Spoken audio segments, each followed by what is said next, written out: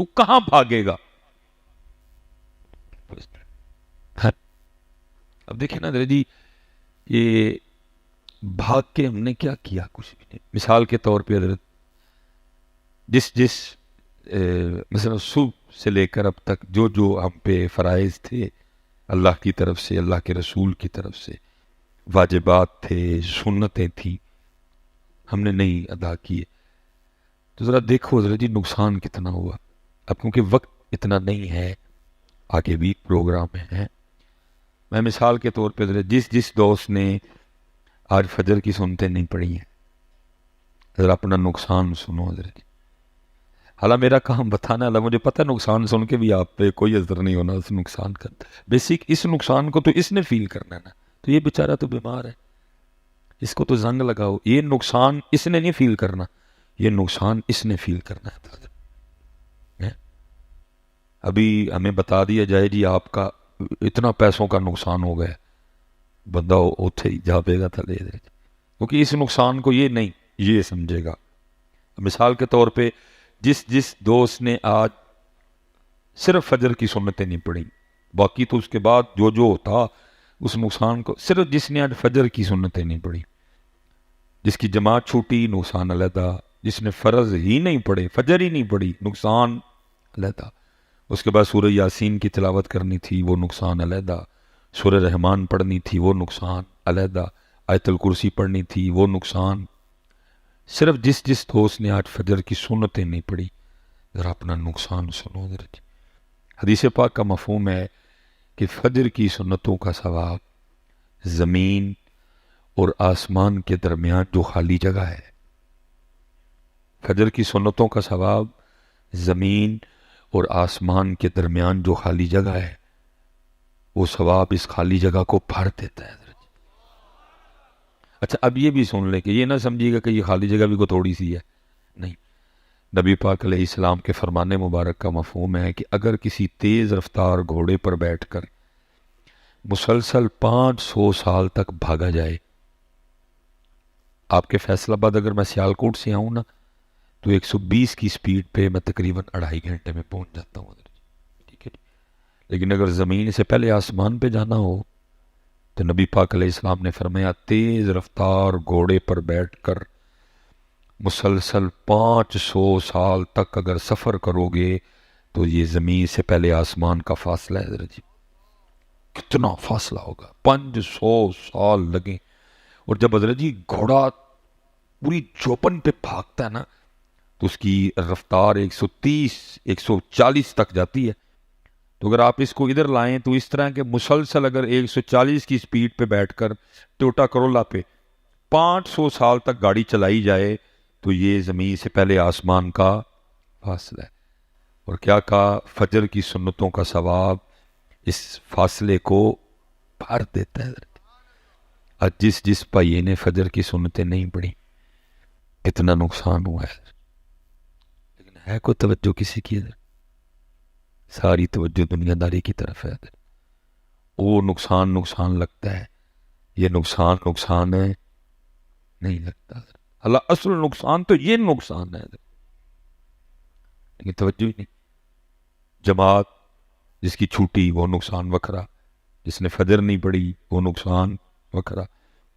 اب اس کے بعد حضرت ایک اور کام تھا. چلو 33 بار پڑھنا تھا سبحان اللہ، 33 بار پڑھنا تھا الحمدللہ، 34 بار پڑھنا تھا اللہ اکبر. اب 33 اور 34 کا تو نہیں بتا سکوں گا، یہ صرف ایک بار نہ پڑھنے کا نقصان سنو ذرا. مدینہ پاک، نبی پاک علیہ السلام جلوہ گر، صحابہ علیہم الرضوان حاضر خدمت. اور کسی نے کمال نقشہ کھینچا جی، ان جگمگ تاروں میں مہتاب کا عالم کیا ہوگا. صحابہ حاضر خدمت ہے جی. نبی پاک علیہ السلام نے جبل احد کی طرف توجہ دلا کے صحابہ سے پوچھا، اے میرے صحابہ، کیا تم میں سے کوئی اس طرح کا نہیں جو روزانہ جبل احد کے برابر عمل کر لیا کرے؟ اتنا بڑا پہاڑ ہے. صحابہ نے اس کی محبوب بہت بڑا پہاڑ ہے، کون اس کی طاقت رکھتا ہے؟ درہ رامن جوش میں تھا. فرمایا میرے صحابہ تم میں سے ہر کوئی اس کی طاقت رکھتا ہے. عرض کی محبوب وہ کیسے؟ فرمایا صرف ایک بار سبحان اللہ کہنے کا ثواب جبل احد سے زیادہ ہے. اور ہم نے فجر کے بعد کتنی بار کہنا تھا جی؟ 33 بار. ایک بار کہنے کا ثواب جبل احد سے زیادہ ہے. اور ہم نے فجر کے بعد کتنی بار کہنا تھا؟ 33 چھوڑ کے ہم نے ایک بار بھی نہیں کہا. کتنا نقصان ہوا حضرت. فرمایا ایک بار الحمدللہ کہنے کا ثواب جبل احد سے زیادہ ہے. اور ہم نے فجر کے بعد کتنی بار کہنا تھا؟ 33 بار. ہم نے ایک بار بھی نہیں کہا. ہوا نا نقصان. فرمایا ایک بار لا الہ الا اللہ کہنے کا ثواب جبل احد سے زیادہ ہے. اور اہل سنت کا مزاج کیا ہے؟ فرضوں کے بعد 3 بار ہم نے کہنا تھا. ہو گیا نا نقصان.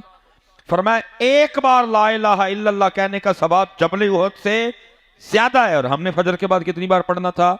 34 بار حضرت. کتنا نقصان حضرت. لیکن ابھی یہ نقصان ہمیں نقصان نہیں لگ رہا. یہ باتیں جا کے پتہ چلیں گی قبر میں حضرت. یہ تب پتہ چلے گا کہ وہ میں کیا کرتا رہا حضرت.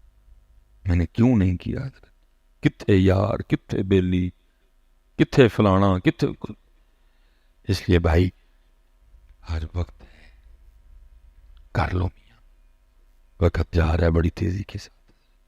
کالے وال مسافر ہوئے چٹیاں ڈیرے لائے.